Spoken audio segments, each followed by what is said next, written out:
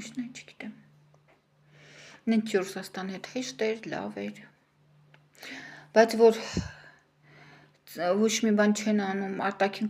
ներքին քաղաքականությունը, ոնց որ արտաքին քաղաքականությունը վատ վիճակում, նենց է ներքինն է վատ վիճակում, մսխում ենք այն ինչ ունենք։ Մենք այն ժամանակ ոչ մեկ չէր վեցնում պարտք, թոշակ, աշխատավարձ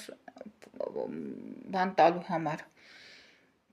Լինում էր աշխատավարձ չէին տալիս, լինում էին թոշակ չէին տա, բայց պարտք չէին վեցնում թոշակ ու աշխատավարձի համար։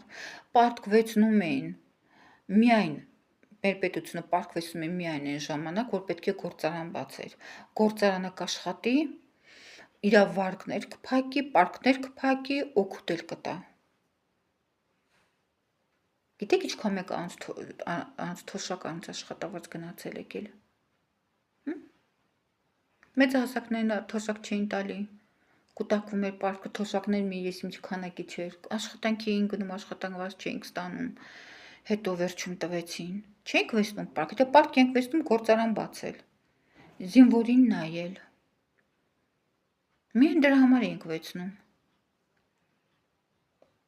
Հիմա վեցնում ենք պրեմիաների համար իրանց։ Չգիտեմ ում եք ընտրում, եթե ինչ-որ մեկը մի բան հասկանում է, կարա թող ինձ ասի, ում է ինքը ընտրում ու ինչի։ Ես էլ կողմնորոշվեմ։ Ես կողմնորոշված չեմ, բայց Փաշինյանը հաստատ չէ։ Ես գիտեմ Փաշինյանը ինչ է անում։ Էդի ձեր չի տալի։ Հայաստանը հանձնում է։ Եթե իմանամ չի փրկվելու, հիմա այդ տունս ծախեմ գնամ, հնում եմ ինչ անեմ։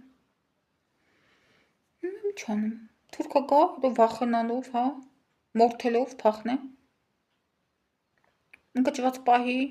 փախնեմ կամ ասի մորթում եմ, հա, Արցախցունման ճանապարհը փակի, Արցախցունման